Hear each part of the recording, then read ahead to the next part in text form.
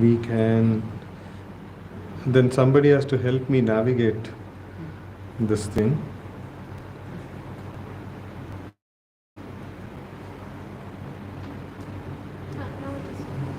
Okay, 3 3 is there. So then this arrow has to be pressed for the next one. Okay. So then I will make it also like that. 3 here.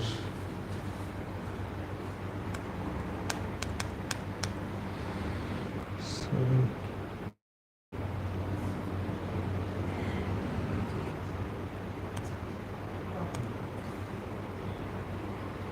Prabhuji, net connectivity. huh? Net connectivity. Huh? Internet connection. Yeah.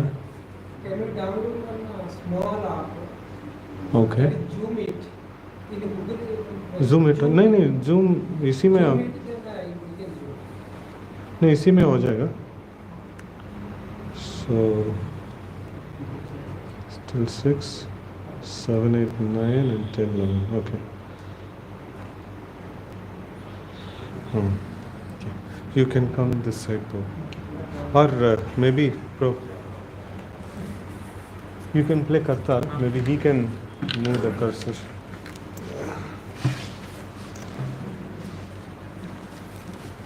So this bhajan, it sung in a particular tune. Like it goes like this. I'll just teach how to sing this, and then we will start singing. This arrow, no, you have to press for going next. So this is Pralaya payo dijale dritavanasi vedam. So that comes the first line, and then you will repeat after me after that. Then Vihita Vahitra Charitra Makedam. So that also you'll repeat. And third line is little unique, no? So two times I will be singing, and after that you will repeat. Keshavadrita Meena Sharira, Keshavadrita Meena Sharira, Jaya Jagadisha Hare, Jaya Jagadisha Hare. So like that it comes. So we will start singing. So this 10, it's about the 10 prominent avatars of the Lord, sung by Jayadev Goswami. It's very, very auspicious, prayer. So we will start now. Pralaya payo dijale drutavanasi vedam.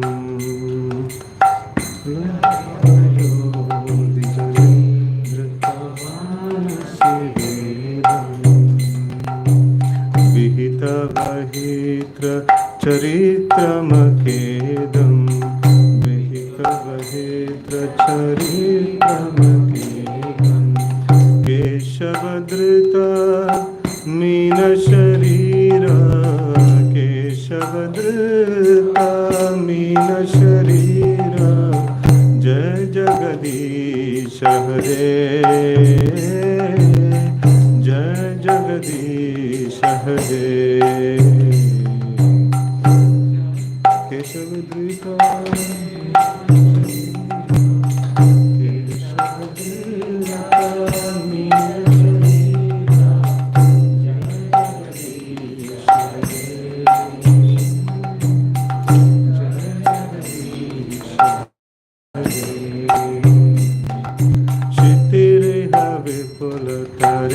Tishtati tava prashte, Shitiriha vipalatare, Tishtati tava prashte.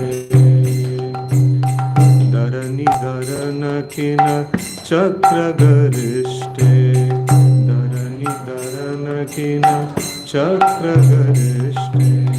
Keshavadrita Kurma Sharira, Keshavadrita Kurma Sharira, Jai Jagadisha Hare,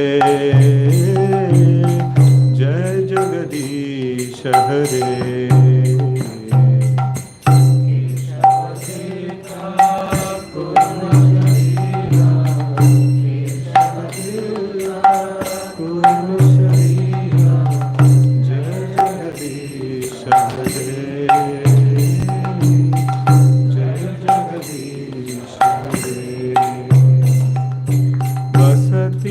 दर्शन शिखरे धरणी तव लग्न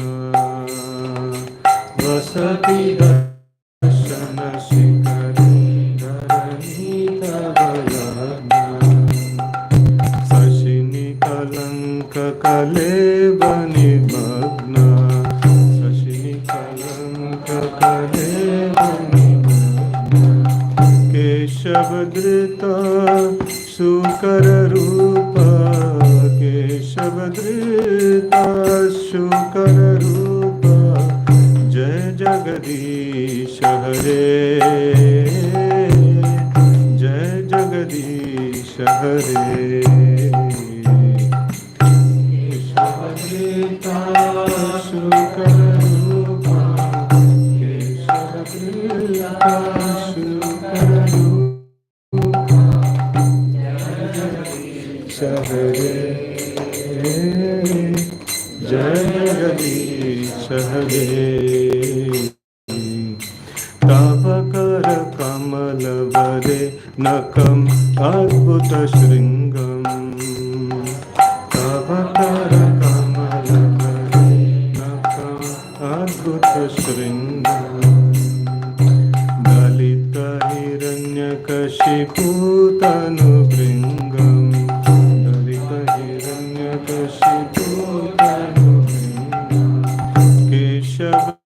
केशवधृत नरहरि रूप केशवधृत नरहरि रूप जय जगदीश हरे जय जगदीश हरे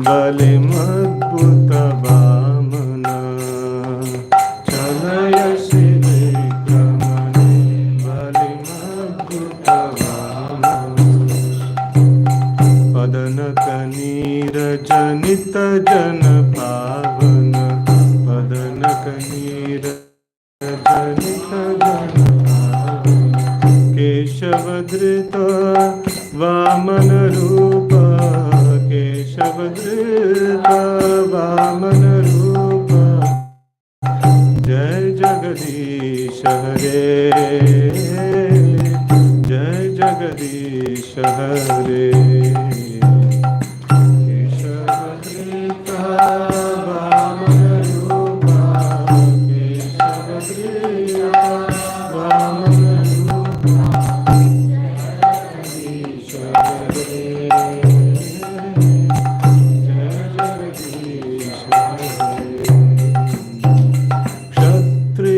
रुधिरमये जगदपगत पापम् क्षत्रिय रुधिरमये जगदपगत पापम् स्नपयसि पयसि शमित भवतापम् स्नपयसि पयसि शमित भवतापम् केशवधृत बृहस्पति रूप केशवधृत बृहस्पति रूप जय जगदीश हरे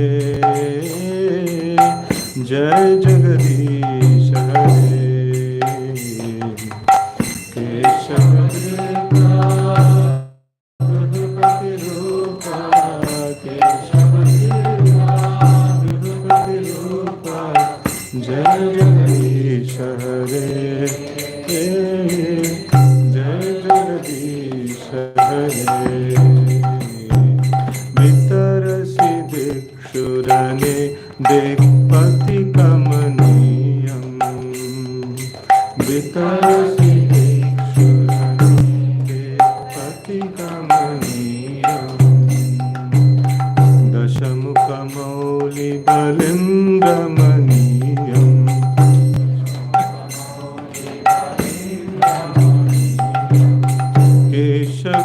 केशवधृता राम शरीर केशवधृता राम शरीर जय जगदीश हरे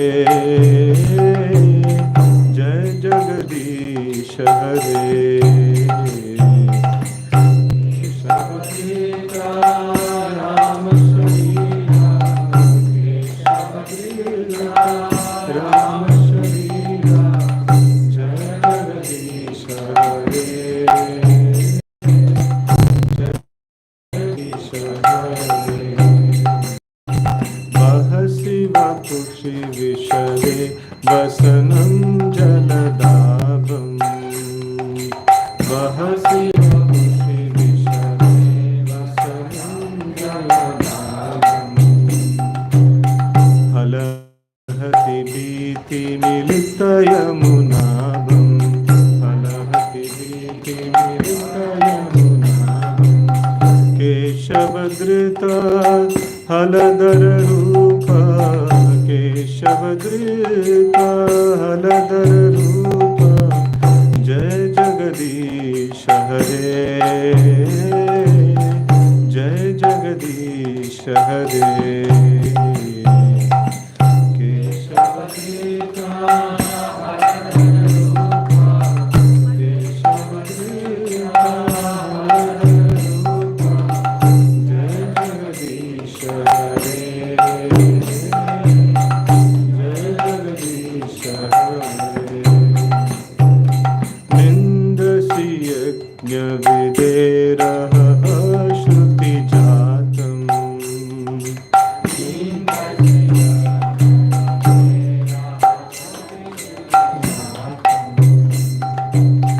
सदय हृदय दर्शित पशुघातम् सदय हृदय दर्शित पशुघातम् केशवधृता बुद्ध शरीर केशवधृता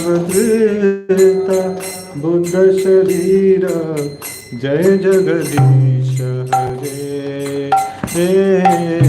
जय जगदीश हरे केशवधृता बुद्ध शरीर केशवधृता बुद्ध शरीर जय जगदीश हरे जय जगदीश हरे म्लेच्छ निबह निधने कलयसि करवालम् म्लेच्छ निबह निधने कलयसि करवालम् धूमकेतुमिव किमपि करालम् धूमकेतुमिव किमपि करालम् केशवधृता कल्कि शरीर केशवधृता कल्कि शरीर जय जगदीश हरे जय जगदीश हरे केशवधृता कल्कि शरीर केशवधृता कल्कि शरीर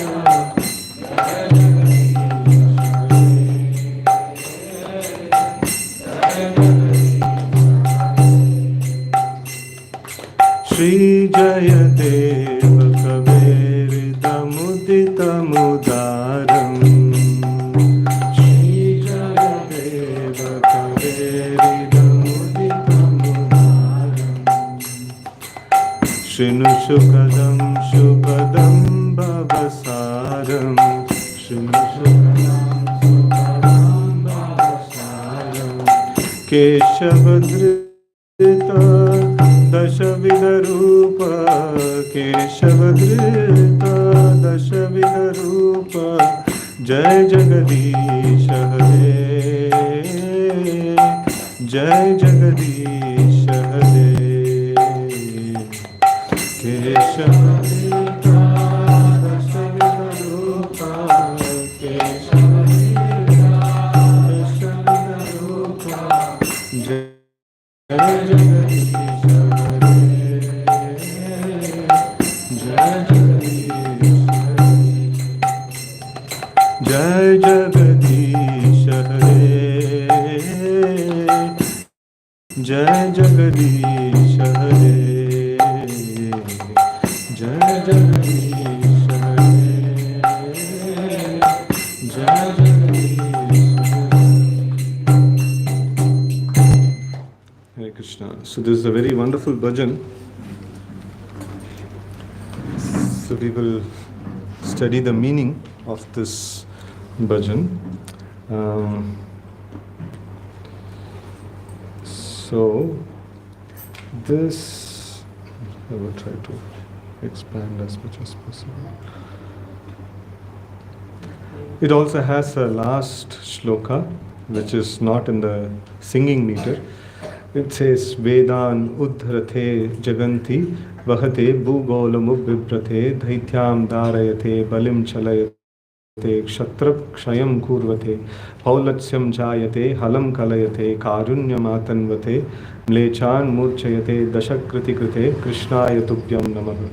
So this is a very famous bhajan. Like it glorifies all the different incarnations of the Lord. So it says, O Keshava, O Lord of the universe, O Lord Hari, who have assumed the form of a fish, all glories to you. You easily acted as a boat in the form of gigantic fish just to give protection to the Vedas, which had become immersed in the turbulent sea of devastation. Sometime we will discuss about the pastime of Matsya Avatar. And O Keshava, O Lord of the universe, O Lord Hari, who have assumed the form of a tortoise, all glories to you. In this incarnation, as a divine tortoise, the great Mandara mountain rests upon your gigantic back as a pivot for churning the ocean of milk. From holding up the huge mountain, a large scar-like depression is put on your back, which has become most glorious. So we will discuss sometimes about the Samudra Manthan pastime also. Yeah. O Keshava, O Lord of the universe, O Lord Hari, who have assumed the form of a boar, all glories to you. The earth, which has become merged in the ocean at the bottom of the universe, merged in the Garbhodaka ocean at the bottom of the universe, sits fixed upon the tip of your tusk like a spot upon the moon. O Keshava, O Lord of the universe, O Lord Hari, who have assumed the form of half man, half lion, all glories to you. Just as one can easily crush a wasp between one's fingernails, so in the same way the body of the wasp-like demon Hiranyakashipu has been ripped apart by the wonderful pointed nails of your beautiful lotus hands. O Keshava, O Lord of the universe, O Lord Hari, who have assumed the form of a dwarf Brahmana, all glories to you.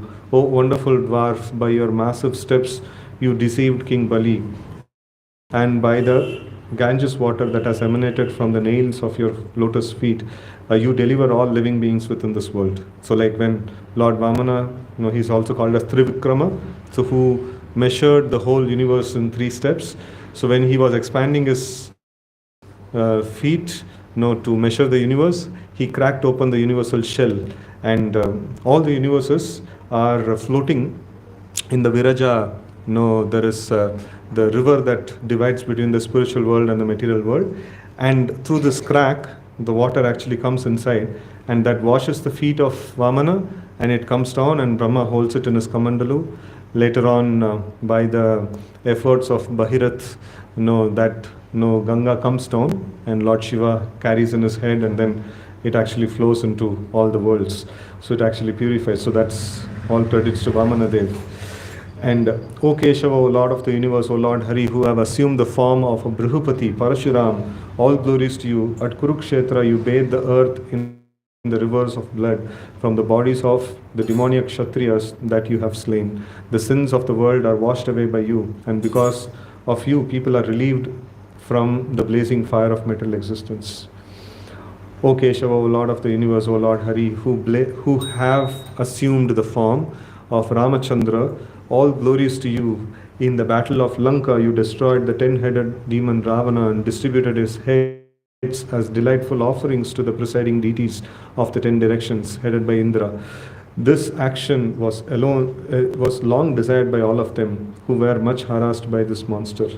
O Keshava, O Lord of the universe, O Lord Hari, who have assumed the form of Balaram, the yielder of the plough, all glories to you. On your brilliant white body, you wear garments the color of fresh blue rain cloud. These garments are colored like the beautiful dark hue of Yamuna river. Who feels great fear due to the striking of your plowshare? O Keshava, O Lord of the universe, O Lord Hari, who have assumed the form of Buddha, all glories to you. O Buddha of compassionate heart, you decry the slaughtering of poor animals performed according to the rules of Vedic sacrifice. O Keshava, O Lord of the universe, O Lord Hari, who have assumed the form of Kalki, all glories to you. You appear like a comet and carrying a terrifying sword for bringing about the annihilation of the wicked barbarian men at the end of Kali Yuga. O Keshava, O Lord of the universe, O Lord Hari, who have assumed these 10 different forms of incarnation, all glories to you. O readers, please hear this hymn of the poet Jayadeva, which is most excellent, an awarder of happiness, a bestower of auspiciousness, and it is the best thing in this dark world. And then the last shloka that's there, it actually puts all the incarnations in one shloka. So it says, O Lord Krishna, I offer my obeisances unto you, who appears in the form of these 10 incarnations. In the form of Matsya, you rescue the Vedas. As Kurma, you bear the Mandara mountain on your back. As Varaha, you lift the earth with your tusk. And in the form of Narsimha, you tear open the chest of Daitya Hiranyakashipu. In the form of Vamana, you trick the Daitya king Bali by asking him only for 3 steps of land, and then you take away the whole universe from him by expanding your steps. As Parashuram, you slay all the wicked Kshatriyas, and as Lord Ramachandra, you conquer the Rakshasa king Ravana. In the form of Balaram, you carry a plow with which you subdue the wicked and draw towards you the river Yamuna. As Lord Buddha, you show compassion towards all living beings suffering in this world. And at the end of Kali Yuga, you appear as Kalki to bewilder the Mlechas, degraded low-class men. Okay, so this is it. You can switch on this one. Okay. So this is a very nice bhajan, so which is called Dashavatara Stotra. So all of you can try to learn singing this bhajan. It's very, very auspicious. Okay, so with this we will talk a little bit about Lord Rama's pastimes. So it's a very nice occasion, like Ram Navami was there in this week, and hope all of you would have observed Ram Navami in your own places, or some of you came to the temple also, I don't know. So we had celebration in many, many different locations. So it's a nice, this one the Lord appears, and one of the etiquettes that a practicing devotee he performs is that whenever this appearance days of the Lord and whenever the appearance of great acharyas they occur, so that is remembered and observed by the way of hearing the glories, and also we keep fast during these days and things like that. So that's very, very auspicious for advancing in bhakti. So now, like this personality Ravana, Rama appeared primarily because of Ravana. So Ravana becomes a very important personality, right? So even in Bhagavad Gita, what is the first word of Bhagavad Gita? Dhritarashtra Vacha. Dhritarashtra Vacha. So generally when people write anything, so they will start with Hare Krishna or some auspicious words to start with. Bhagavad Gita is such an auspicious scripture, and it starts with Dhritarashtra Vacha. So a very glorious personality who's known for what is he known for, Dhritarashtra? What is his characteristics? Key mistake that he represents? Weakness of heart. Yeah, nice. So weakness of heart. So Dhritarashtra represents weakness of heart. He's biased personality. Biased For his own son, and always he made differentiation between his own son and the Pandavas. Yeah. Biased thought. So in the anarthas, the technical list of anarthas, so there is Tattva Vibrama, there is different technical this ones are there. In that Hrid Daurbalya, weakness of heart, is what specifically our Dhritarashtra represents. So he knows many times what he is doing is wrong. And when he is asked for, like, no, is it right that you are doing? No, he will tell, no, it's wrong, I am doing. Then, why are you doing that? What to do? No, I have affection for my son. No, so I'm pulled by the affection for my son. So he'll be like, the weakness of heart is like the thing that he characterizes. So in that way, here we see that though Dhritarashtra was not a very auspicious personality, but then why should his name be included in such a glorious book as Bhagavad Gita? Because anything is in connection with Krishna becomes auspicious. No, so nirbandhe Krishna sambandha yuktam vairagya muchyate. So like here also, to understand Lord Rama's pastimes, so we also need to discuss a little bit about Ravana. So this personality, who is Ravana and Kumbhakarna? Who were Jay and Vijay, so they were Jay and Vijay, so they were doorkeepers of Lord Vishnu, and so because of their mistake of not honoring the sages properly who wanted to enter into Vaikuntha, so like because of that they were cursed, and they had to fall to the position of demons. And but then because they were nice devotees of the Lord, so the Lord told that so one thing that they prayed to the Lord, that even if we have to take birth as birth in this material world, that's a very horrifying thing. Whatever may be our position, so we want the blessings of not forgetting you. So Lord granted, okay, fine, you become demons, but then you will never forget us. So like in that way, they constantly remembered the Lord. So okay, so but they set a wrong example of wrong way of remembering the Lord. So one interesting discussion that came about. What is actually devotional service? Devotional service means that gives pleasure to the Lord. So one devotee put a very difficult quiz. So he told that so when Chanur and Mushtik, these personalities, Chanur and Mushtik, the wrestlers who were arranged by Kamsa in in Mathura, when Krishna and Balram were called upon to Mathura. So these were wrestlers, very very well built, heavily built wrestlers. And when Krishna fought Chanur and Mushtik, so he was having a nice pleasure in fighting. He was like feeling like he wanted to have nice fight, and that was fulfilled by these fighters. So like in Srimad Bhagavatam it explains that when Krishna fought, he actually had nice pleasure. So at the same time we also hear about the pastime of Mother Yashoda and Krishna. Mother Yashoda was feeding milk to Krishna, and she was seeing that milk in the stove is overflowing. So she keeps the baby Krishna down and she goes to put off the milk. And Krishna visibly becomes angry. How can you leave me and go and do some other work? So he visibly becomes angry. He throws stones and like he breaks the pot and he does all the rakas and goes and things like that. So now the question is, so which one is devotional service? Chanur and Mushtik was fighting with Krishna and giving pleasure to Krishna. That was devotional service? Or Mother Yashoda putting down Krishna and making him angry and going and putting off the milk in the stove? So Krishna visibly became angered by that action. So which one is devotional service? Fight was devotional service because it gives pleasure to Krishna, right? So what is devotional service? There is multiple ways to express the love. It will depend on the time, depend on the... No. Yashoda is correct or Chanur and Mushtik is correct? Who performed devotion properly? Yashoda.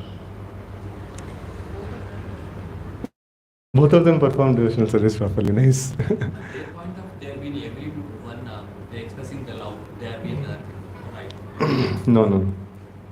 It cannot be democratic. What is the topic today? Ramayana. Before entering into Ramayana, so we are discussing some preliminary. This one's perform devotional service. So what is the definition of devotion? So definition of devotion is Anyabilashita Shunyam Jnana Karma Dhyanavritam Anukulyena Krishna Anushilanam Bhakti Uttama. So like it should be Anukula, for the purpose of satisfying Krishna. So Chanur and Mushtik did not fight for the purpose of satisfying Krishna. So because of that, it is disqualified, to be known as devotional service. Even if Krishna becomes pleased, that doesn't matter. So and Mother Yashoda displeased Krishna, but she did with an intention of pleasing Krishna. So then anybody may say no, I'll drink wine and things like that for the pleasure of Krishna. So then it becomes problem. So the definition includes that also. Anushilanam, as performed by the liberated associates of the Supreme Lord. Anushilanam, Anugata means to follow in the footsteps of the great liberated acharyas. Mother Yashoda is a very great personality. So these personalities, seemingly Krishna might have got angered at that situation. So Krishna's primary need is that everybody is looking upon him as God. He also wants to have intimate relationships, and he wants a mother and son relationship. And what is the relationship of mother and son if there is no chastisement? So he has to do some pranks, he has to get some chastisement, and all these things are there, part of it, right? So Krishna likes all these things. So overall, the snapshot of that particular scene may look like Krishna is displeased and things like that, but that's not the way to analyze. So the acharyas give a very profound definition of bhakti. So the act which is performed for the pleasure of Krishna and following the footsteps of the previous acharyas. So then it becomes properly qualified as devotional service. So here, so now we come into this one, Lord Rama's incarnation actually happened. It is mentioned in the scriptures that the incarnations of the Lord are scheduled incarnations. They appear at a certain point in time. It's scheduled.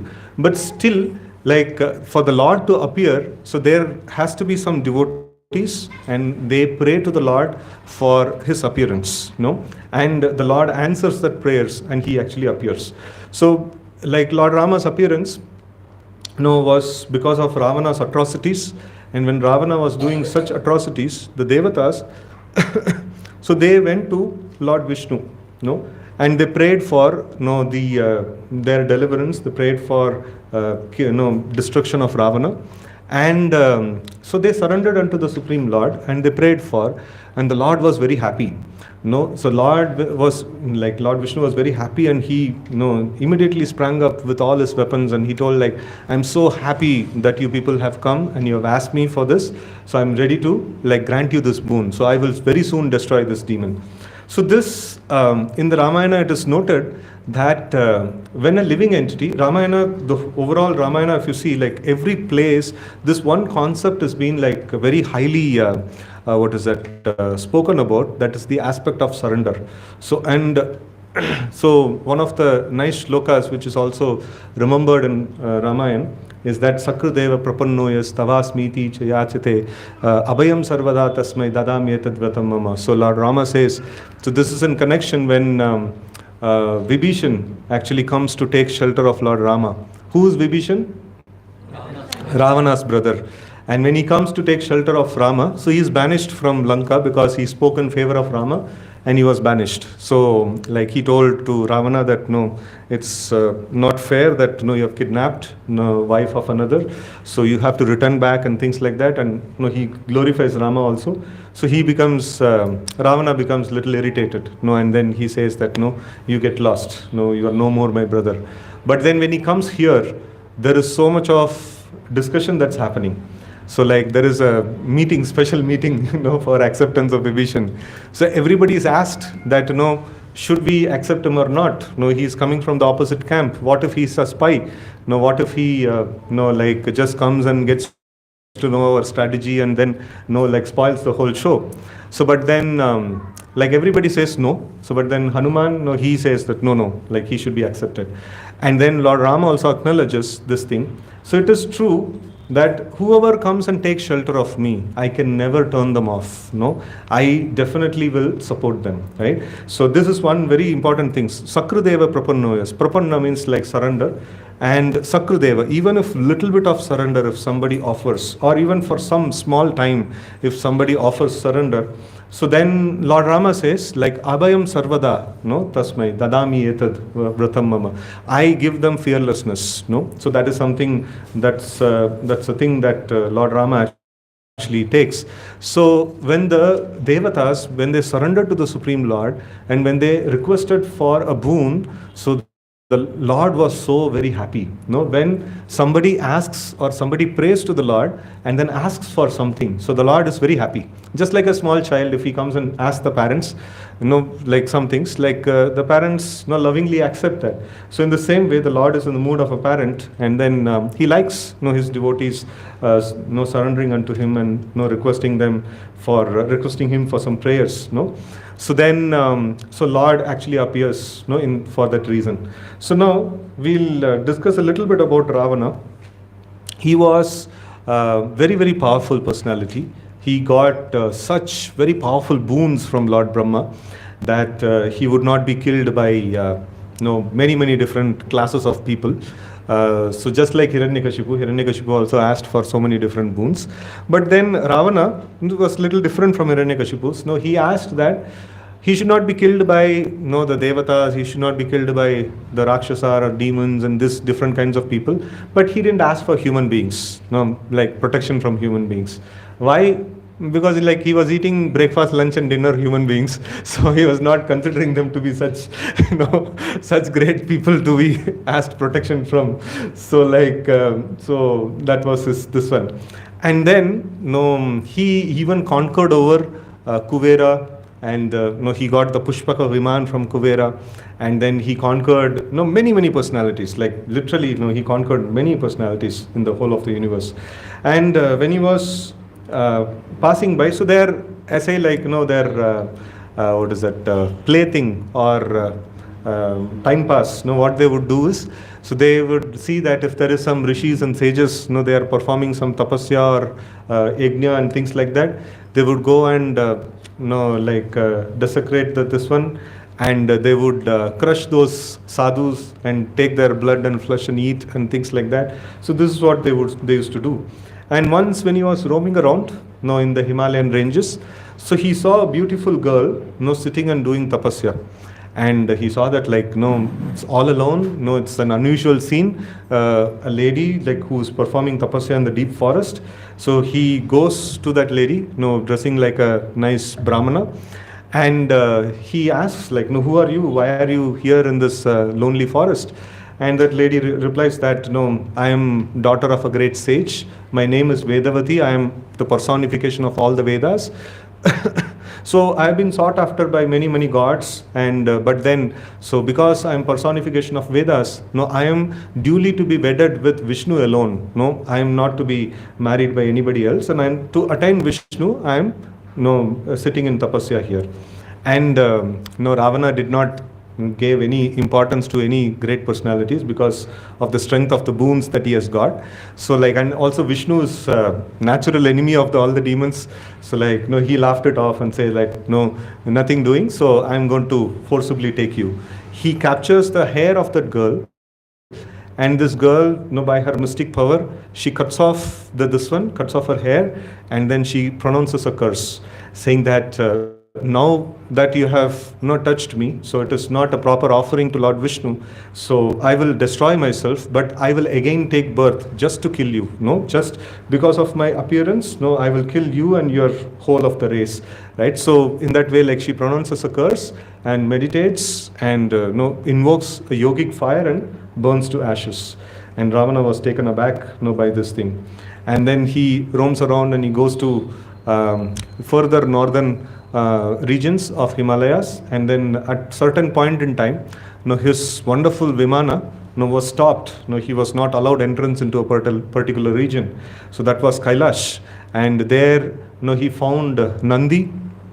Apparently at that point in time, so he had assumed a form like a monkey, and then so Ravana challenged him, who are you and why I have not been allowed to enter into this place? So then Nandi says no, don't try to enter here, this is the abode of Lord Shiva, and no created beings can enter this place.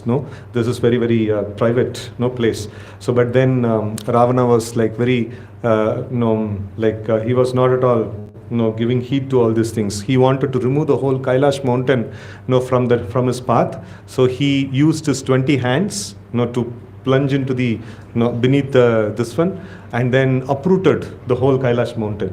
So when he uprooted, so Mother Parvati actually lost balance, and then she looked upon Lord Shiva, and Lord Shiva told, no, this is act of a demon, I will handle him.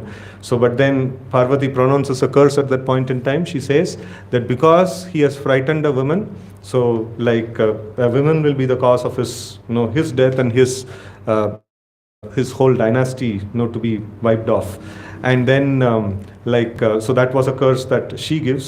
And then Lord Shiva stands up, and then he pushes the mountain down, with hard push, and all his 20 arms becomes crushed beneath the mountain, and he's completely stuck.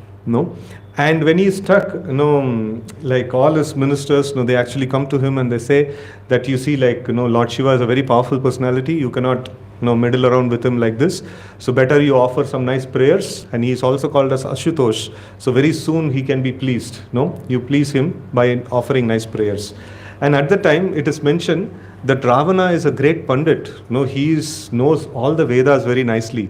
And he chose very choicest poetry, choices, a glorification of Lord Shiva from Samaveda, and he started singing.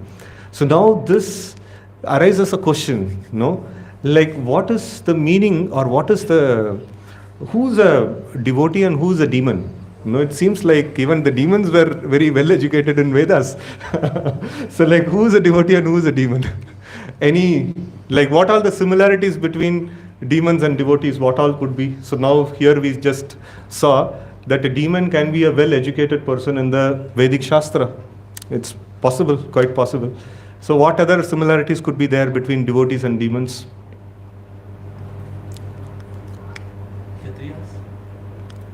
The rulers. No. Okay, some specific this ones. In terms of whatever you have heard till now in the past times, various. They can also perform yajna or sacrifice. They can also perform yajna, tapasya, sacrifice, charity. They can also give things in charity. So all good qualities, that we may be looking up.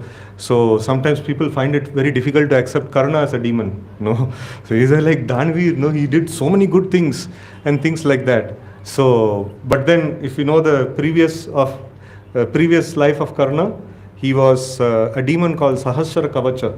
So he was having 1,000 armors, and nobody could kill him.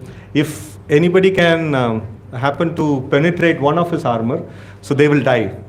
So they will die. So then Nara and Narayan, so they got up onto the task, and so they would and one to penetrate one armor, so one should perform tapasya for 1,000 years. So like that. So they had some technique to sometime else we can discuss about that past time. So but then somehow or other 999 kavachas were broken, and then he took shelter of sun god, and in the next life he was born as Karna. And how he is a demon, so we see that he may be very good in terms of serving the people and things like that and all. So but then he was opposed to the plans of Lord Krishna, right? So that is a very clear indication. So they will be opposed to the plans of the Supreme Lord.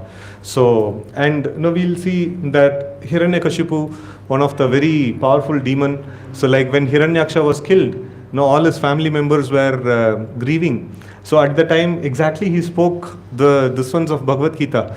You see you should not worry for the body, soul is eternal, nobody can kill the soul. So our brother he will be living somewhere else, and then according to his pious deeds or impious deeds, everybody has to go through their karma, and everybody has to meet their death and things like that. So perfect Bhagavad Gita class he gives, so Hiranyakashipu. So it is a very important thing that a demon and a devotee, the difference is a devotee performs activities for the pleasure of the Supreme Lord. A demon, he does all the tapasya, everything for getting some benefit. After that, he will say to the god that, you get lost. I will take care. I want these things. Mera checklist ye hai, de dijiye, uske baad chale jaiye.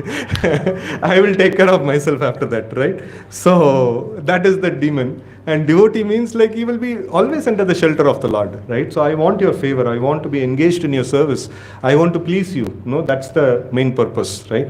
So in that way, like, so here, not to be surprised that Ravana is a great Pandit and he's son of a Brahmana as well. And then, so he offered very wonderful prayers, to Lord Shiva and pleased him. And after quite a long time, so Lord Shiva, appeared before him and released him from the clutches of the mountain. And then, like he told that don't again do such atrocious activities. And then he released him.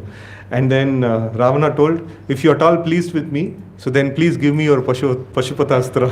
So like he took chance, there also, and then he acquired one more weapon to his this one, and he departed.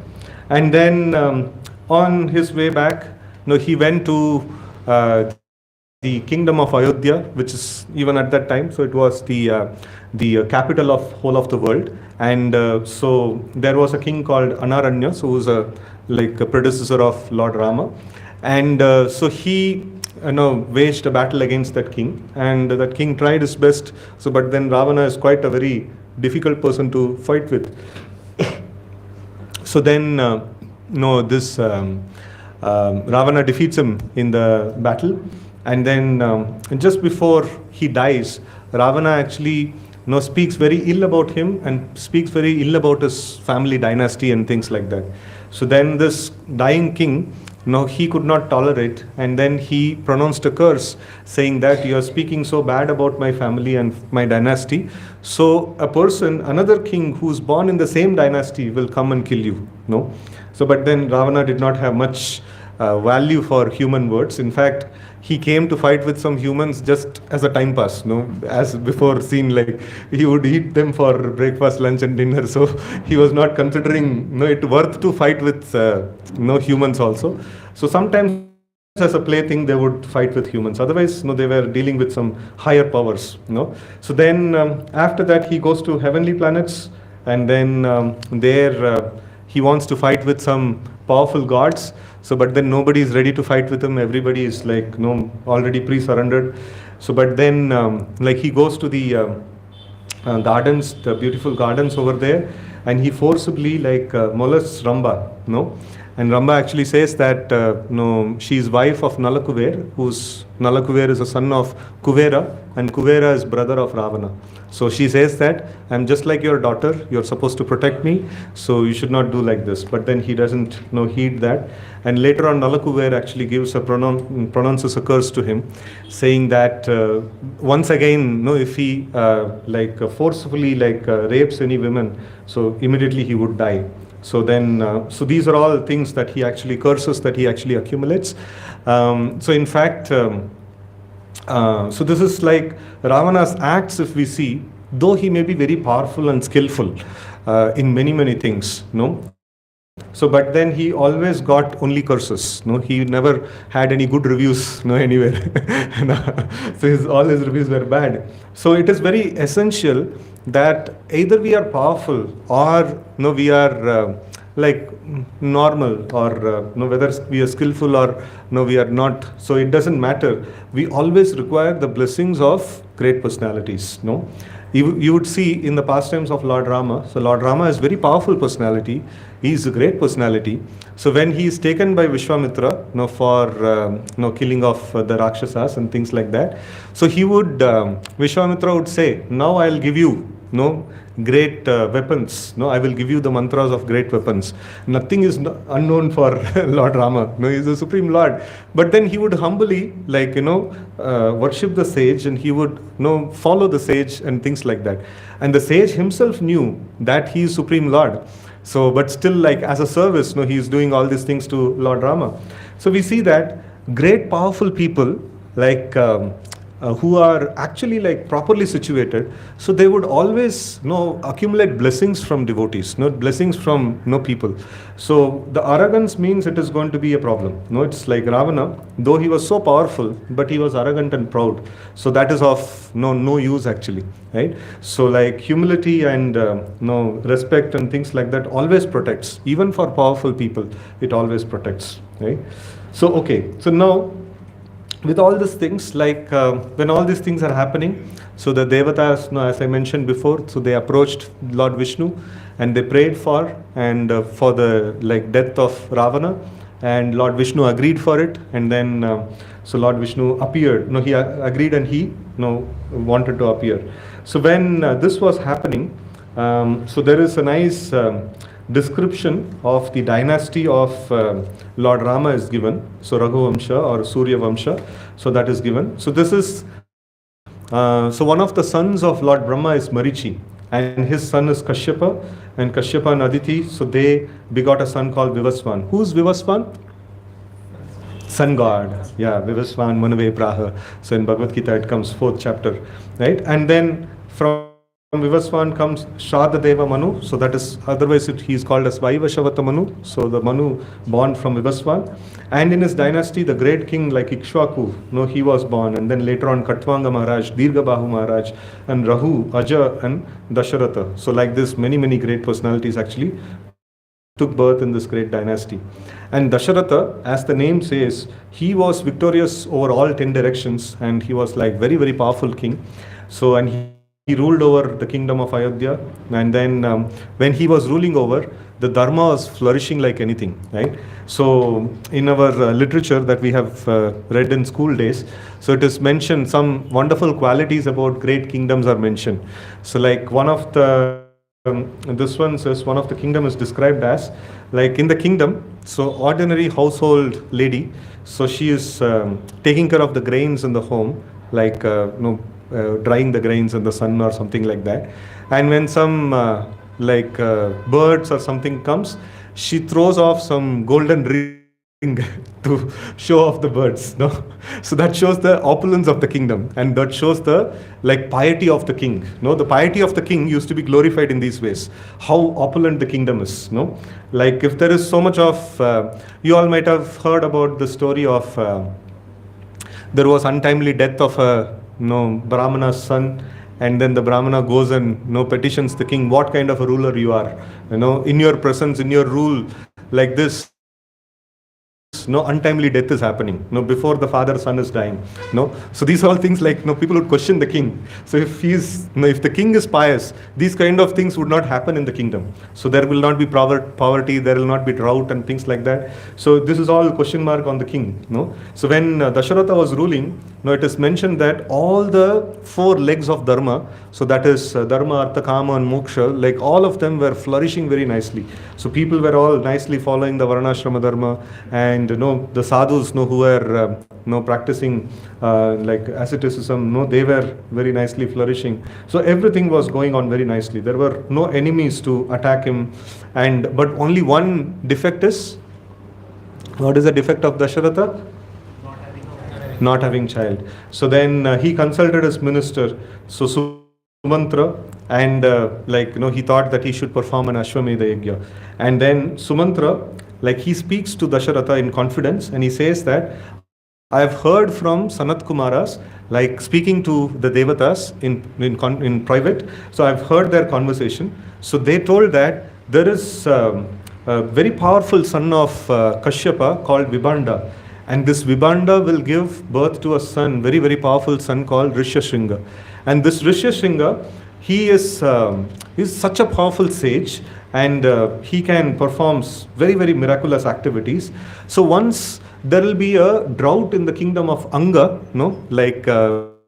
the king by name Lomapada will be ruling that kingdom, and when the drought is there, so he will bring Rishyashringa from the forest, and he'll perform some sacrifices, and because of which there will be rain in the kingdom. And that very same Rishyashringa will be invited by Dasharatha, and he will perform a sacrifice, and as a result of that sacrifice, the Supreme Lord himself will appear as sons of Dasharatha. So this was heard by Sumantra, the minister of Dasharatha, and he tells this to Dasharatha, and Dasharatha becomes very happy. He says that immediately bring that Rishyashringa here, let's perform this Ashwamedha Yajna very nicely. So in that way, that great sage was brought about, and then so these sacrifices was arranged. And in the Ramayana, there is a nice description that is mentioned about the sacrifice. So it is mentioned that who can describe that sacrifice? Whose sponsorer was Dasharatha, no? Like the emperor of the whole world. No, he's performing some festival, means like, no, how it will be. No, it will be really very gorgeous. And whose sponsorer was Dasharatha and performer was Vashishta, the dear son of Brahma. And the result was the appearance of Lord Rama. So it's a very, very powerful, very amazing sacrifice, that was done. And so in that sacrifice, so one of the important things that happens in these sacrifices is the kings would profusely give in charity to the Brahmanas. So the Brahmanas were sufficiently given in charity. In fact, Dasharatha gave the whole of his kingdom. That means whole of the earth, he gave it in charity to the Brahmanas. So then what is remaining for him? So the charitable people would not think like that. So he was fully given everything. In fact, this is a nice formula. The materialistic calculation goes like this. So if I give more, then what will happen? My reserves will reduce. So then I'll become poor. So if I have to become rich, what should I do? I should collect more, right? So that's the way, right? So in fact, there is a nice joke is there, two people prayed to the Lord. So we want to, one person told, everybody should keep on giving to me. I should always keep receiving things. And then another person prayed that I should always be giving charity. The first person was given birth as a beggar. So everybody were throwing off things to him. And the second person, he wanted to give a lot. So he was made a rich person. Right? So, and it is not just a joke, and it actually functions. So how does one achieve riches? How does one achieve riches? So it is mentioned that piety, when a person performs piety, punya, so he gets janma aishwarya shuta shri, good birth. Aishwarya means beauty, and Shruta means good children, and Janma Aishwarya Shruta, Shri. Shruta means education, and Shri means beauty, right? So Aishwarya means wealth, So these four things are results of Punya Karma, right? So when somebody gives in charity, he is very intelligent actually. If I do more and more punya, my bank balance is going to go up. If not now, in the future lives. That's the way people used to do investment, in the past. So investment means what? It's not 8% return or 14% return or something like that. It is it's 10x, 100x returns. It's actually. So there is a gradation is there. Sometime we will read that shloka.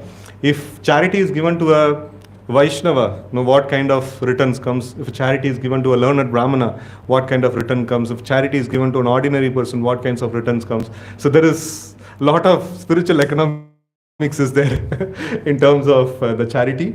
So so these great kings, they knew Brahmanas are there, profusely give, So then result is that they would get more. So so that's a material calculation. Even by material calculation, charity is really very appreciated.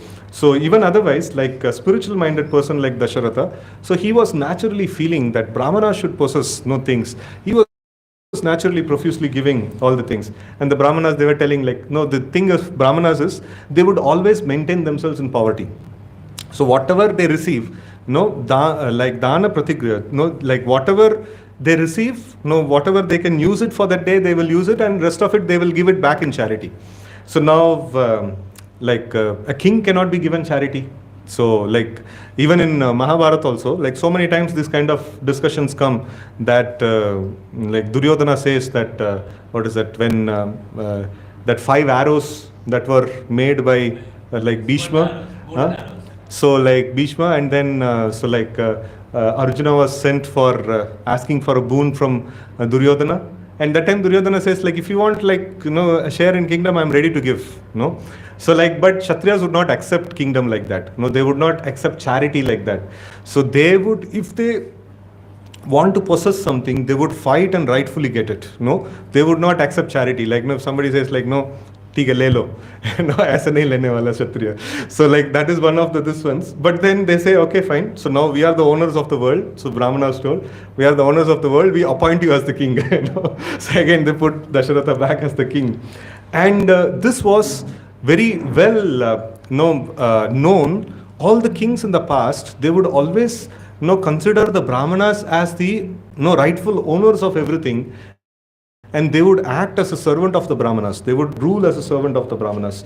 So that was, like even in the kingdom of Dasharatha, so there was Vashishta and Sumantra. All these great personalities were there, and they were giving good counsel and guidance and things like that, right? So this is very this is the way the ruling used to happen.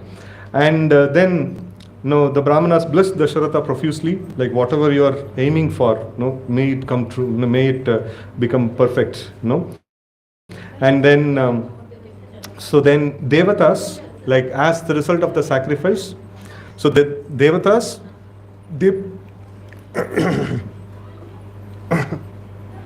did go water.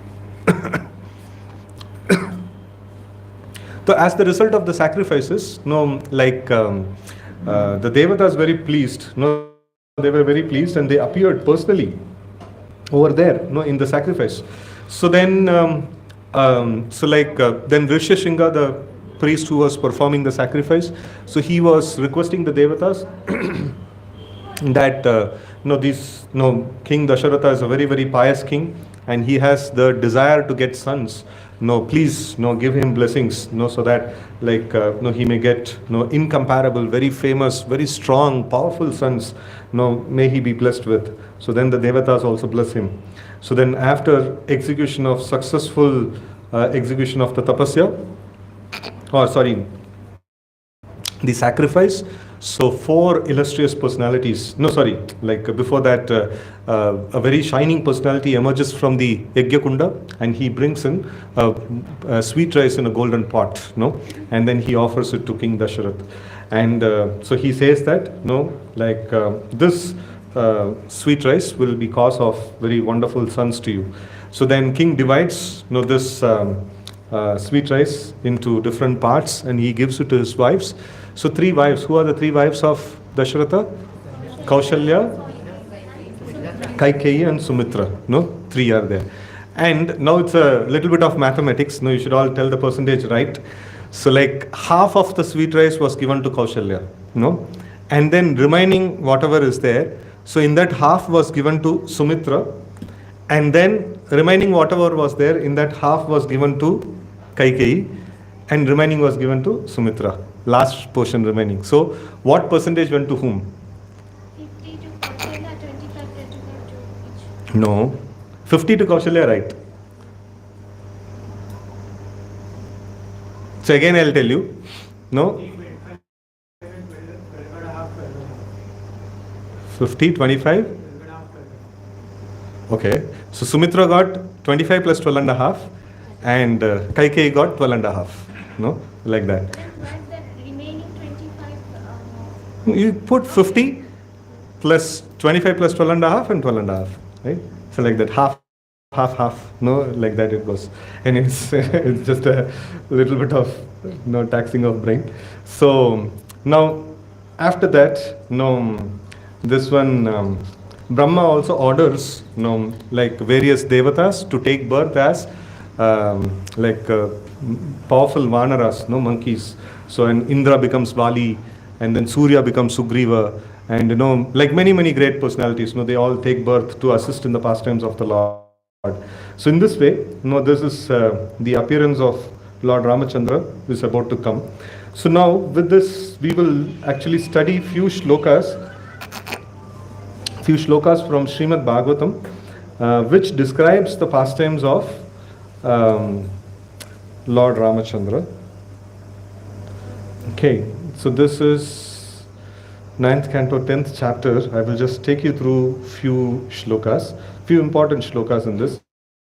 So this is a nice chapter. Can I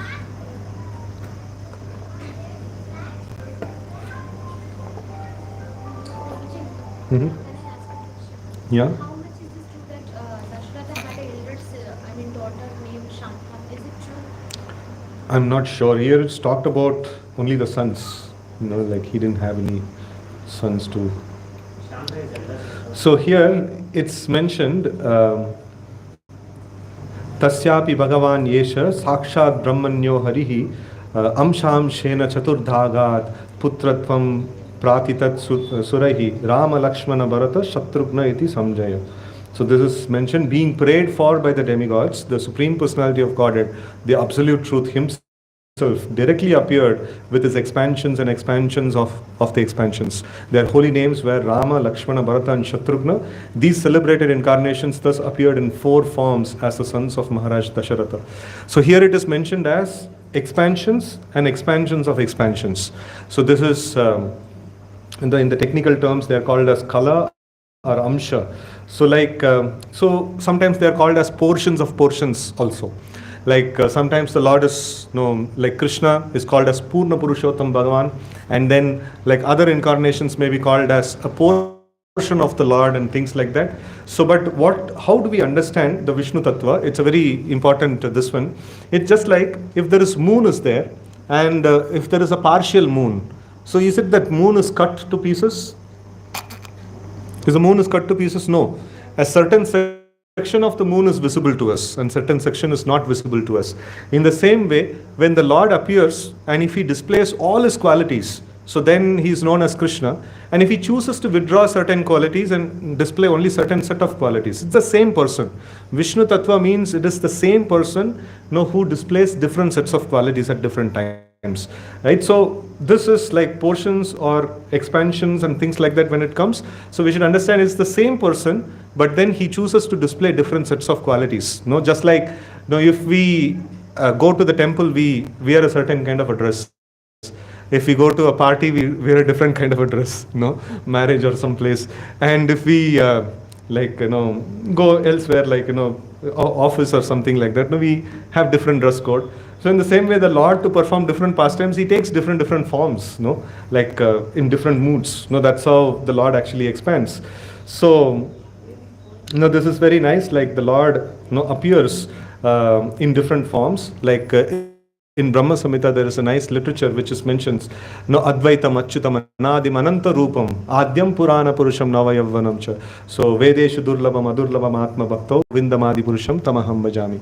So it says Advaitam, so that means he is one personality, he is not different personalities, though he appears as Rama, Lakshmana, Bharata and Shatrugna. So it's all, he is one personality, Advaitam, Achyutam, he is infallible.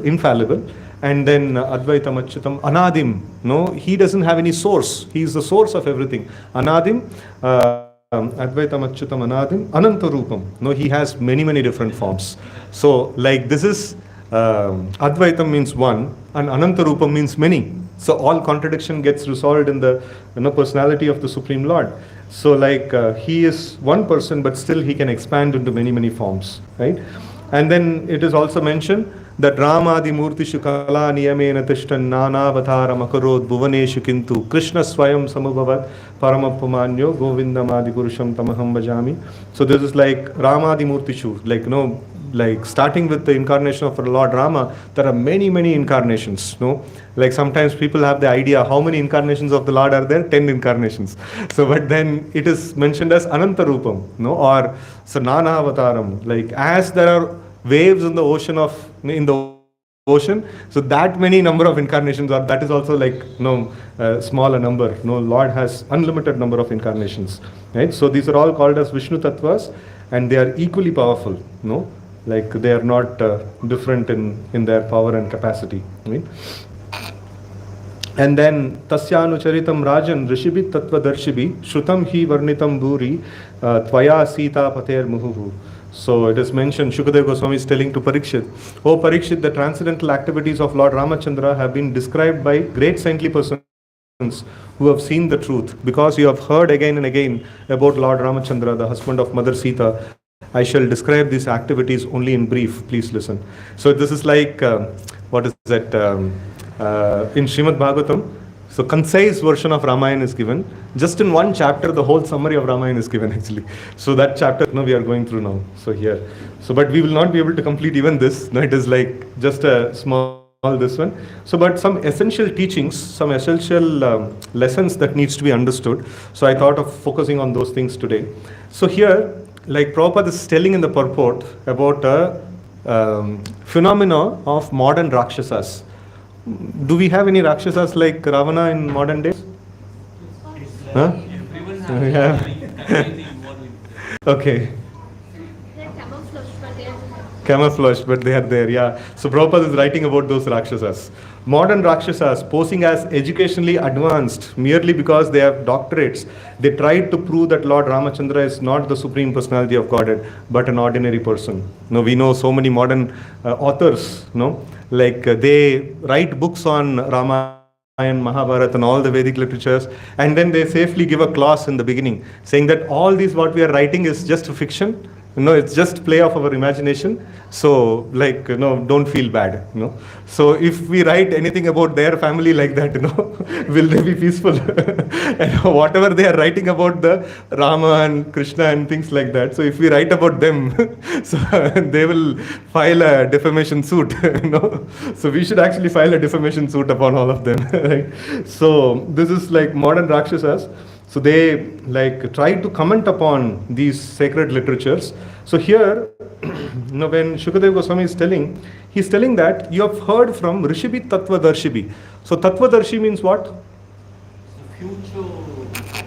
No. Tattva-darshi means You can see Vishnu that who can see, who's self-realized person, who can actually have proper vision of what is what of everything.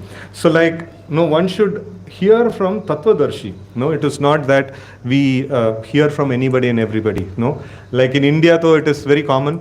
So anybody speaks of Lord Rama or Krishna or anything like that, he becomes a saint and sadhu.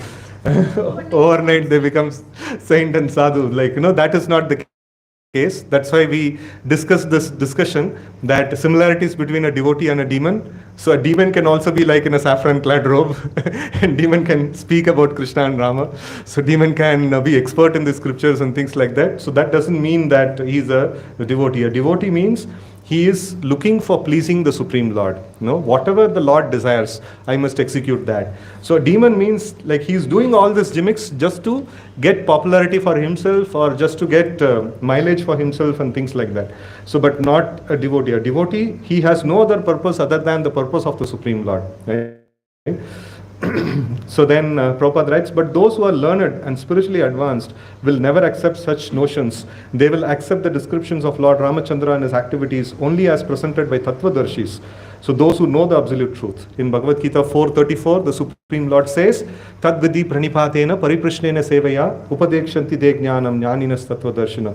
Just try to learn the truth by approaching a spiritual master. Inquire from him submissively and render service unto him. The self-realized soul can impart knowledge unto you because he has seen the truth. Right?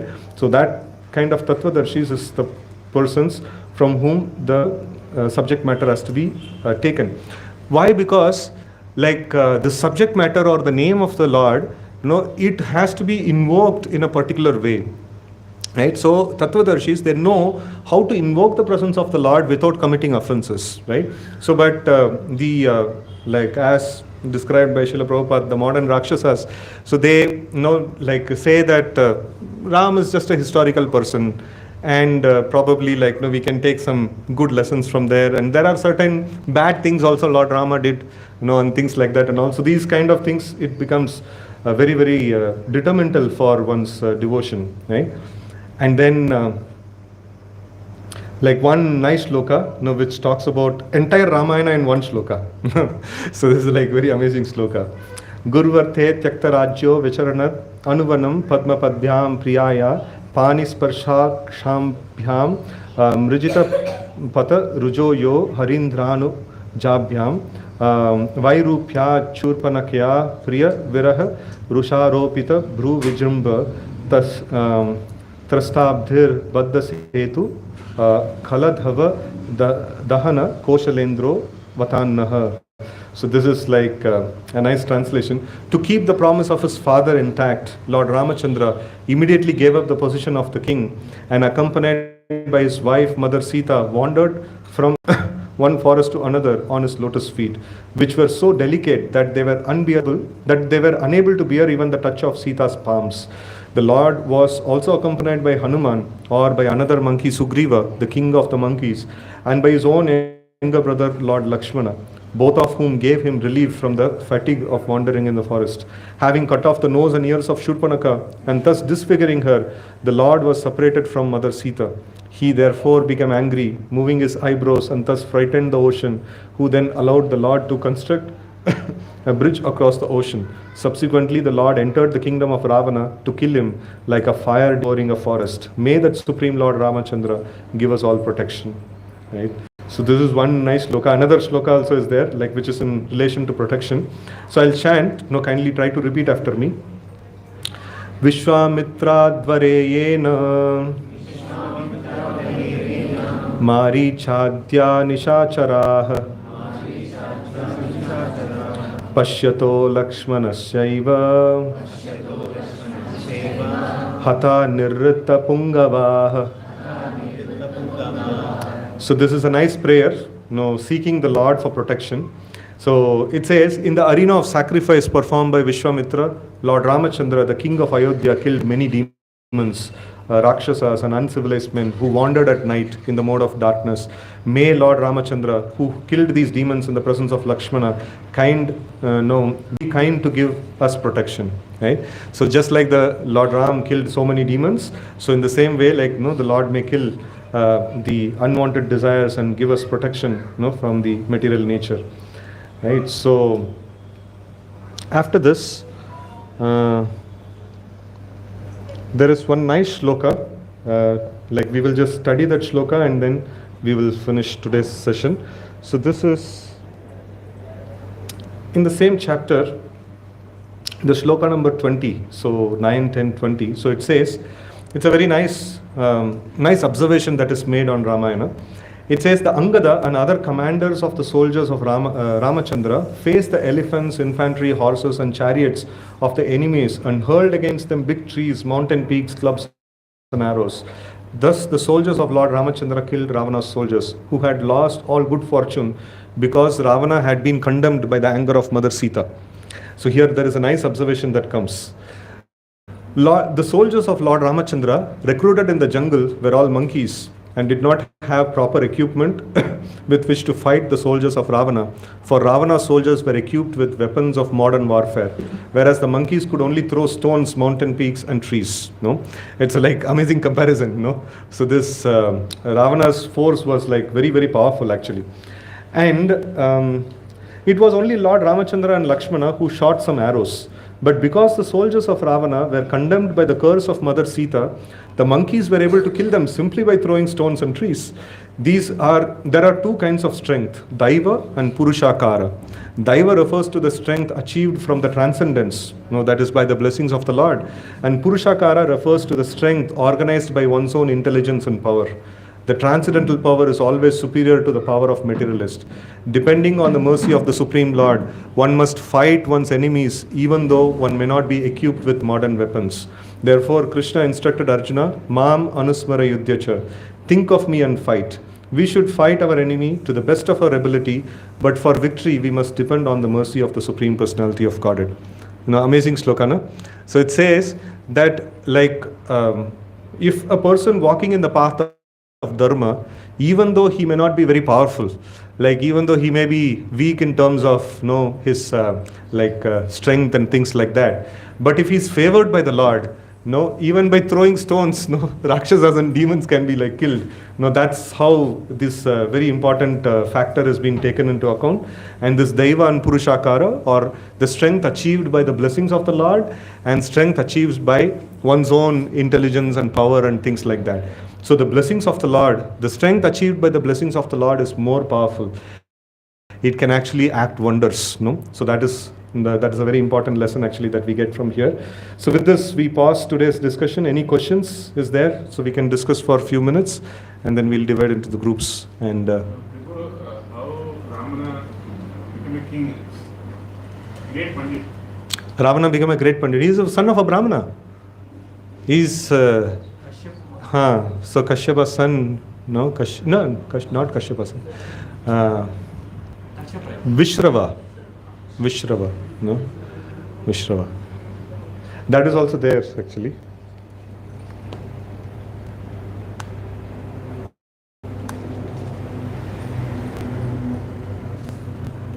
Mm-hmm. Grandson. So there is another small shloka is there. I'll just read. My Lord, you may use my water. This is the ocean god is speaking to Lord Ramachandra. My Lord, you may use my water as you like. Indeed, you may cross it and go to the abode of Ravana, whose great source of disturbance and crying for the three worlds. The very name Ravana means one who makes everybody cry. So that's the name. He is the son of Vishrava, but is condemned like urine. Please go kill him and thus regain your wife Sita Devi. O great hero, although my water presents no impediment to you are going to Lanka, please construct a bridge over it to spread your transcendental fame. Upon seeing this wonderful uncommon deed of your lordship, all the great heroes and kings in the future will glorify you. So in that Srila Prabhupada writes a purport, says, it is said that the sun and urine emanate from the same source, the genitals. When a son is a devotee or a great learned person, the seminal discharge of begetting a son is successful. But if the son is unqualified and brings no glory to his family, he is no better than urine. Here Ravana is compared to urine because he was a cause of disturbance to the three worlds. Thus the ocean personified wanted him killed by Lord Ramachandra. No? So this is this one. Okay. Any others? This one, yes, Prabhu. In Stotra, Hmm. we mentioned Buddha. Hmm. It is Gautam Buddha. Yeah. Gautam Buddha. He belongs to Buddhism. Yeah. That's an incarnation of Lord. Incarnation of Lord. Controversy on this author. Uh-huh. In Jagannath culture, they consider Gautam Buddha not Buddha, it's Bodha. So Bodha Buddha is sometimes in the main case they incarnate the same Bodha Buddha and Lord Jagannath. So that became a controversy. So they removed all these things. Okay. No, Buddha is one of this ones. Why they don't consider Buddha's incarnation generally is because though he's the incarnation of the Supreme Lord, he propagated atheism. No, he propagated atheism. So, like, what is that in the Dashavatara Stotra itself? It comes Nindasi Yajna Vidair Ahaha Shuddhi Jatam Sadaya Hridaya Darshita Pashugatam. Like, so what was the purpose of Buddha's appearance was in the name of Vedic sacrifice, people were unnecessarily killing animals. So then Buddha came and told, like, no, give your Vedas, no, just become human being, don't kill animals.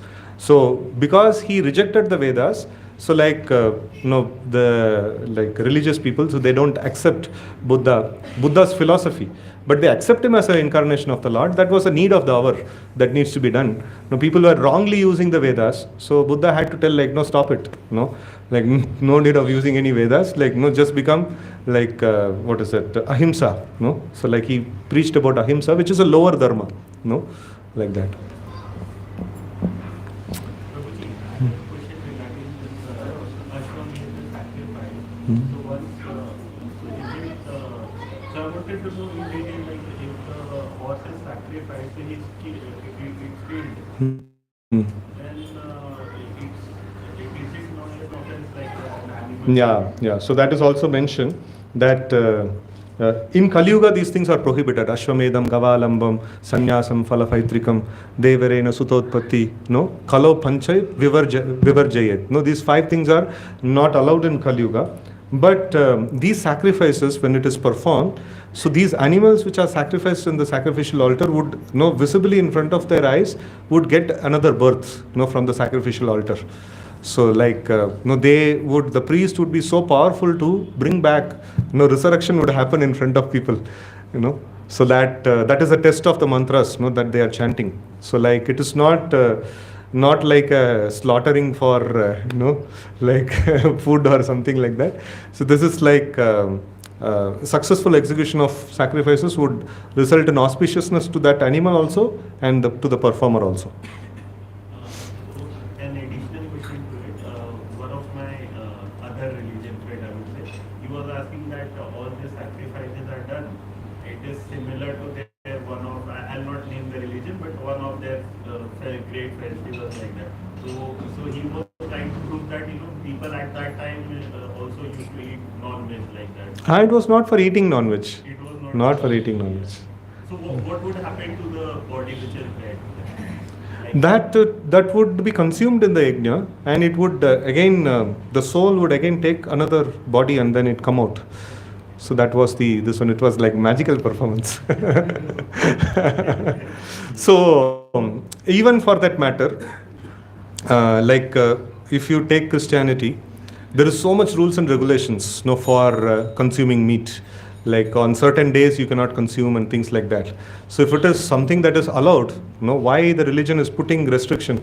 There is no restriction on vegetarian food. You cannot have vegetarian food on this day. So, but there is restriction on non-vegetarian food. Every religion puts restriction on non-vegetarian food. Even in Islam, halal means what? Like one has to take the animal to the mosque, and then it has to, certain mantras have to be chanted, and it has to be cut in a certain way, and like the person has to go through and see the whole pain that the animal is going through, and then after that, like 7 or 8 portions they have to be made into, and 7 has to be given in charity, 1 he can take. So much of restriction is there, and in fact when Muhammad put this restriction, so everybody started complaining, "Arey, hamara production kam ho raha hai." So like we were killing and having good produce, and following all these procedures is reducing our production. And Muhammad told, like, no, it's not a problem, you should follow. You should follow all these things. So every religion puts restriction on the meat eating. That itself shows that it is something problem over there. So like that. So it is not unrestrictedly allowed. Just like milk. Nobody will put any restriction. Of course, these days, like our friends, like what is it? Vegans, no, that's not Vedic. So like, but anyways, so but grains and like foodstuffs like that, no restriction, right? So that's legally allowed for us, But now they are not following that restriction. If no restriction followed means like good luck. In the name of halal, they are just like doing some things and. You cannot go and purchase halal from hotel. No, that's not possible. That's the bogus. It has to be like done as explained by Muhammad. So like that. So all these personalities, they gave some things to restrict the sinful activity of the people. And in fact, one set of Muslims, they actually came to our temple, and we had a nice philosophical discussion and things like that, and we were surprised to know they are vegetarians. And they told, even in Islam, the best practitioners of Islam, so they have supposed to be vegetarians, like that. So it's there. The question was asked by a Muslim. So it's like, so we had many nice philosophical discussions with them. We don't bother about what people who don't follow anyways rules and regulations, and they do so much of atrocities and things like that. So them we don't consider to be part of any religion. Be they name themselves as Hindus or Christians or whatever they may be. Like they're not following anything. Simply a brand image. They're just putting themselves like that. So in that way, terrorism is there in every religion. But then if we go on the philosophical terms, what that religion itself is teaching about. So then every religion has some nice, this ones. And they have tried all the time to cut down the sinful activities. That is there. Is it not Putrakameshti Prabhu that they perform for getting the It is called as Ishti sacrifice. Something of that nature. I don't remember, I don't know whether it is, Putra Kameshti. So, but definitely this word Ishti is there. Ishti is he didn't see any girl in their lifetime. He'll be staying in the forest. So. No, that is Rishashringa. That's okay. This is the name of the sacrifice is Ishti. Okay. Yes, Poo. Lord Shiva knew that Ravana is greedy. Maybe he just need power and all that, and that's why he's praying. He knew everything. But then also why all prayers were Answered. Yeah. So that's a protocol. If somebody comes and asks you an employment, and then you give an employment, whatever kind of person he is, you have to pay the salary, to him. So in the same way, there are certain protocols that are there. So if any person, he offers his surrender unto another higher personality, and then the higher personality is capable of awarding his desire, so then he cannot deny that, so he cannot deny giving it. So there are certain protocols in which, so and the demons also know how to perform these things. So that's how they perform these protocols, no? And they do tapasya, and they like offer their surrender and things like that, and they bring these deities under obligation, like that.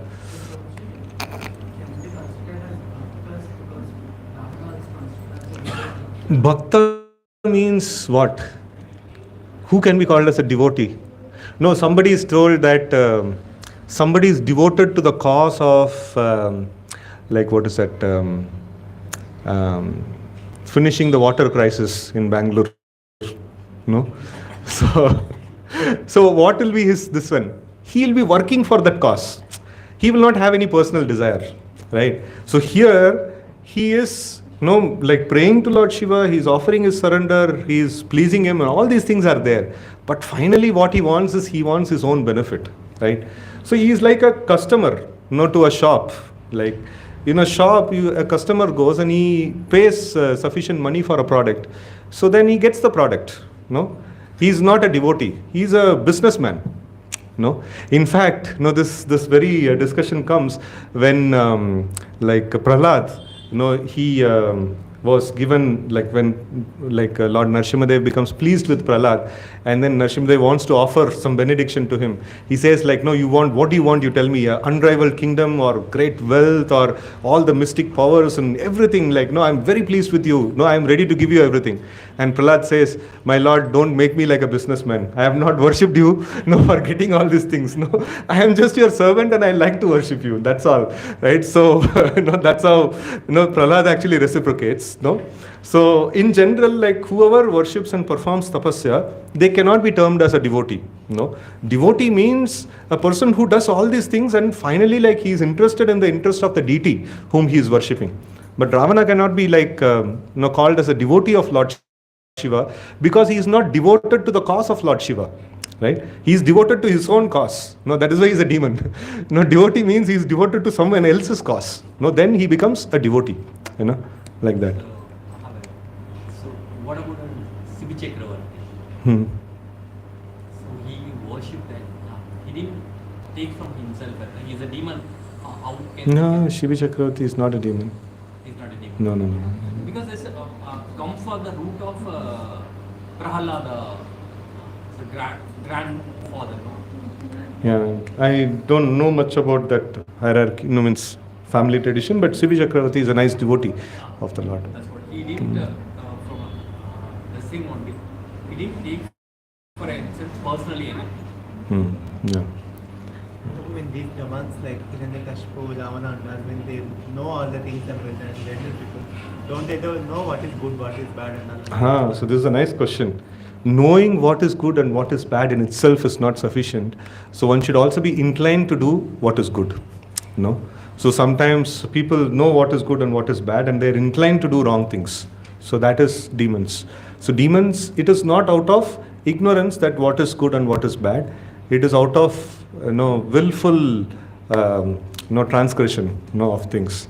Right? Even in this world also everybody knows traffic rules, what is good, what is bad. And still some people break. So it's like, it's there. So knowledge in itself is not sufficient. The intention to do good is also very important. Okay. So we will, do we have time for group discussion? So 10 minutes, you all can gather, and today we learned many wonderful lessons from Ramayana, and so you all can discuss about these lessons for some time, and then we'll do mantra meditation and we'll have Aarti and Prasadam. Hare Krishna.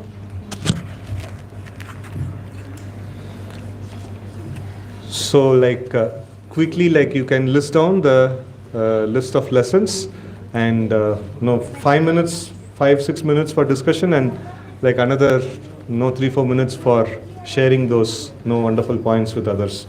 Hare Krishna.